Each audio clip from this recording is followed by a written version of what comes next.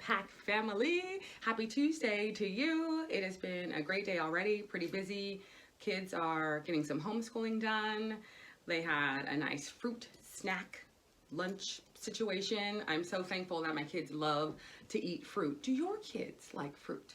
Mine eat it like candy. I can't keep it in the house, which is, I guess, a good problem to have. So they had a healthy lunch, and while they're getting some schoolwork done, I wanted to chat really quick. Let's talk about autism. Good morning. Yes. What would you like? Cereal. You want cereal? That's my middle son. That is our precious Elijah. He is 9 years old and he is on the autism spectrum. And I just want to give you guys just our story. Everyone's story is different. Every single child with autism is different. Every family with a child that has autism is different. I'm just going to tell you about our story. So I already had 2 kids before Elijah was diagnosed. And they were happy, they were thriving, their pregnancies were normal, their deliveries were typical. I mean, typically horrible. It's horrible, it's labor. But you know, nothing extraordinary, no trauma, no craziness. And then came Elijah. When I was pregnant with Elijah, I had joined this group of moms online and they were so encouraging. And I learned about natural products. I had decided to cloth diaper him. I wanted to have a home birth, like all of these things with my 3rd child. I wanted to be perfect. Most people do that with their first. I was just not in that place with my first. So with my 3rd, I was like, this is gonna be right.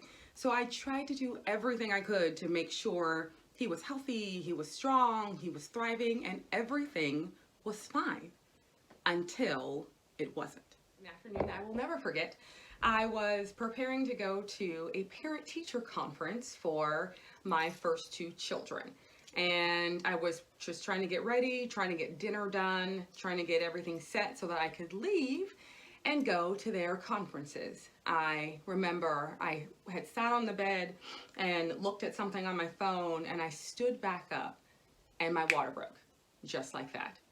The problem was I was not full term, and he was about 35 weeks along when my water broke. So my other 2 kids did come early. My first especially, she came early and she was only 4 pounds when she was born. So I wasn't freaking out at 35 weeks when my water broke.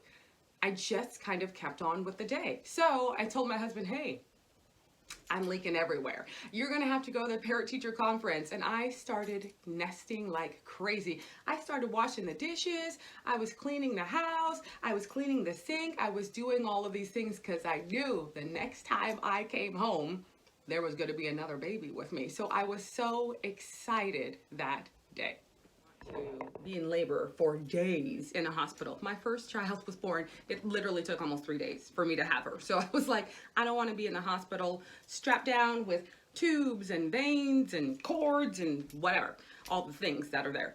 So I stayed at home while my husband was at the parent-teacher conferences, and he came home and was like, what are you doing? So I'm cleaning like crazy. And finally, I made my way to the hospital. I got there, they checked me in. They checked my levels, they checked the baby, they checked everything. Everything seemed fine. Everything seemed fine, but everything was not fine. And so I remained in labor hour after hour, and the doctor could not figure out why he was not dropping. He stayed up pretty high the whole time. I was contracting. Everything seemed on paper like it should have been moving along. It was not moving along. Finally, after 6 hours, the doctor comes in and says, he's not, I don't know what this is, he's not coming down. They did not, however, ever do an ultrasound when I was in the hospital, so they could not see what was happening. They said, we need to take you back for an emergency C-section because your water has broken, there's risk of infection, all the things that they said. I said, okay, this is not what I wanted. I had a birth plan. I had a whole thing I was going to do. And suddenly it all just changed. I was immediately rushed into the NICU. They took him away from me, and then they came right back. The doctor did and said, we can't keep him. We don't have the staff. We don't have what we need for this level of an emergency your son has to be transferred by ambulance and you can't go with him. And I will never forget. I will never forget going, can I even hold him? And they were in a rush and the paramedics were trying to get him out of there. I said, that's my son. Let me hold him. They were taking him to a completely different city. So they took him out and he was so small. And he had all these tubes all over his body. He was so tiny. And I got to hold him for about 60 seconds. And they said, okay, that's it. And they grabbed him back and they rushed him out the door and they left with my son. That, my friends, was the beginning of the end of my stay there, because there was no way they were going to take my child to another hospital where I wasn't there. So I looked at the doctor and I said, what do I need to do to get out of here? And she looked at me and she was like, you just had a major surgery. You need to be able to walk. You need to be able to digest. You need to be able to do all of these things so that we can see that we can safely release you. This is what they told me. And so it wasn't even 24 hours later, the doctor, I hear her gasp when I'm walking down the hall. And she says to the nurse who's standing next to her, isn't that the woman from, and she said my room number. And the nurse said, yes. And she said, what is she doing? I can hear them talking about me. I was doing laps in the hospital.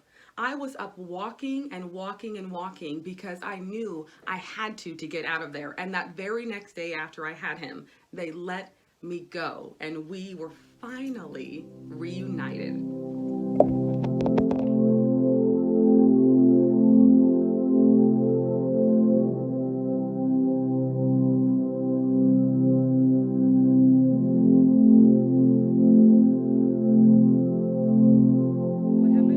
Was actually pretty confusing for a while, and it took about a week for me to finally know the whole story. Apparently, when they went in to give me my C-section, my son came out blue.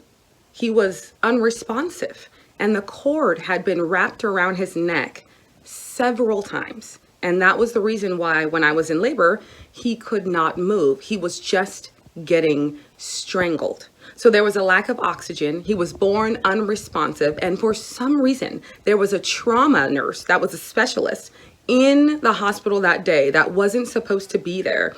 And the doctor that this nurse was assigned to was also there, not supposed to be there that day. And they saved his life. Nobody told me that his life needed saving, but they told me a week later that they were so thankful they had been there at such a traumatic birth. And from then, I thought things would just get easier, and they didn't. Well, Elijah ended up staying at the NICU at the transferred hospital for 7 days, and I stayed there with him. And it was hard, but it was beautiful because I was getting to know my baby, and I was so blessed and thrilled that he was healthy. And he seemed like he was healthy for about 16 months. And then I just started to notice something. There was something about the way he wasn't connecting with other people. He's super affectionate with us. He's all over us, loving us, kissing us, hugging us. But when we were with other people that he had known his whole life, he wasn't the same way. And we couldn't really figure out why. There was also this one thing that he would do. Let me talk to the parents here for a second. There was one thing he would do that seemed strange. None of my other kids had done it, and it could have just been a quirky thing. But there was something on my insides that I felt alarms going off. And I went to the doctor, his pediatrician, and I said, there's something. So Elijah used to, when he was falling asleep, he would circle around me. He would walk and toddle around me like I was just not a person, but a structure. And he'd walk around me and walk around me and walk around me. And he would give me these hugs, but he would always squeeze me from behind. And the way that his body seemed to respond to the squeezing, it was something that I'd never seen before. And so his pediatrician took me seriously and said, okay, if there's something, let's just get him to a developmental pediatrician and just see. He's super young, so we probably can't even tell anything at this point. Schedule the appointment. It took a couple minutes or a couple months to get and book and all of that stuff. I took him to the appointment. He was 17 months old. almost 18. It was going to be 18 months, I think, within days. And within 40 minutes, the developmental pediatrician turned around and looked at me and said, he has autism. All right, guys, this is Elijah. This is the star of the show today. He loves to, as you can see, look at himself in the camera. You see yourself in the phone? Yeah, there you are. Come here, boo. Come here. So this is my precious son. He has a couple of ticks and stims that he has, and he's already started, so I don't have to coach him to do this. I just wanted you to see what this was. One of his current stims is to have his hands in my eyes and rubbing them all over my scalp. And let me tell you, this is a challenging one because, as you can see, he's incessant. It soothes something in him. He has always stimmed on me. He's always rubbed something or smelled something on me from the time he was really, really, really young.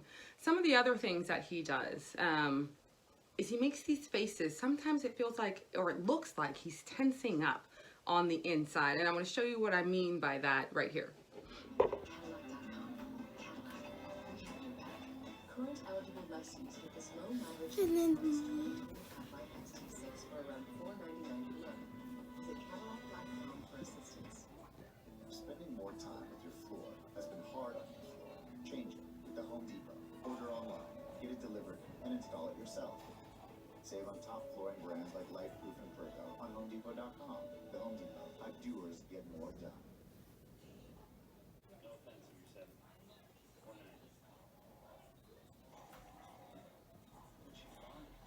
I love you. Yes, Can you say I love you too? I love you too. In addition to that, he will sometimes just say the same thing over and over and over again. He does also have some echoalia. Echoalia is when, instead of having the language to have a conversation, he will just repeat what you just said. And so that is something that's typical with autism that Elijah does have. Elijah is, however, what I would consider to be minimally verbal. He is verbal. The doctors did not know if he would ever speak. Elijah speaks. He speaks. He has lots to say. He does struggle with conversation in social situations. However, Elijah is in speech in school multiple times a week, and he is in private speech outside. I think I'm going to do a separate video about the services that he receives, just because I just don't want to breeze past that for those of you that are going through that right now or are just starting that journey. I just really want to explain what it was like for us to secure services with an autism diagnosis, to retain services, and just how challenging it can be when the services don't work out. So that, I think, is going to be a whole separate video because I can't just summarize that. But Elijah can conversate. He was at about 3 to maybe 8 words a sentence, and he is 9 years old. But just recently, since he's been in quarantine and homeschooling around all of us, he has definitely increased the length of his sentences and the things that he can say, and he's starting to respond to questions better. Take a look at this. Aisha, Yes, what are you watching? Angry Birds Star Wars. You like Angry Birds? Yes, Who's your favorite bird? Han Solo. Oh, what color is he? Yellow. Yellow. What are you holding? Crumble. What else do you have in your hand? Golf ball. What color is a golf ball? White. It is. That's an exciting development. He couldn't do that. Literally 30 days ago, me and him were not able to have that conversation. So I'm so thankful that he is progressing. One thing I wanted to just share with you guys is about a struggle we have with Elijah. And to broach that subject, I want to bring in a sibling. So let's do sibling interviews. Everybody, let's welcome William. All right, Preheim Pack family, it's interview time. This is my oldest son, William. Say hi, William. Hi. Hi. So I want to ask him 2 questions about Elijah, our precious Elijah. Question number 1, William, what is your favorite thing about Elijah? I don't know. He's cool. He just does his own thing. He's not too hard to handle. It's not hard with him around. It's just, he usually texted Jeremiah more than me.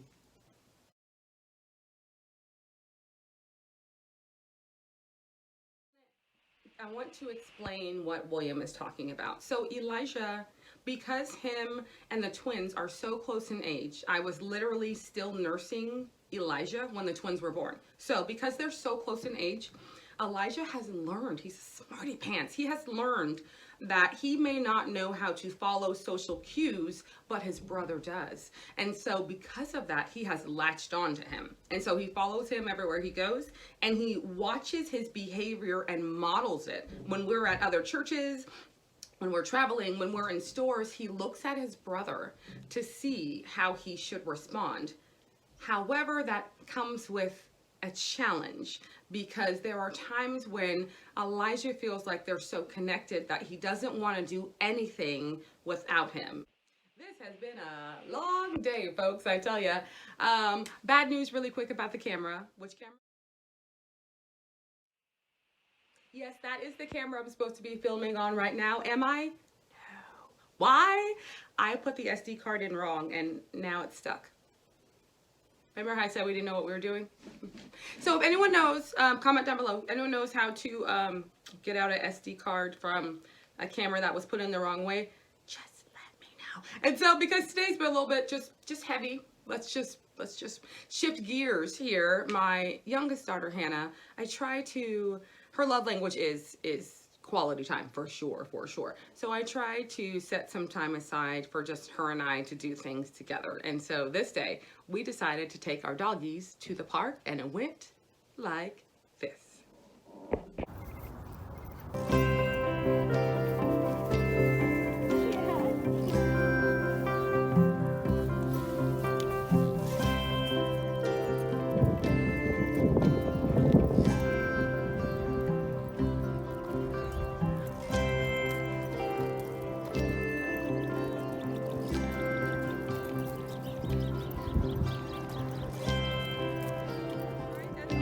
Us today. Preheim Pack. Just wanted to fill you in. We did get to go have a great visit with my husband at church service last Sunday, and here's a little bit of that. Going. Church. Who's gonna be there? Daddy. Where is it? San Francisco. Here we go. So what do you think of this place?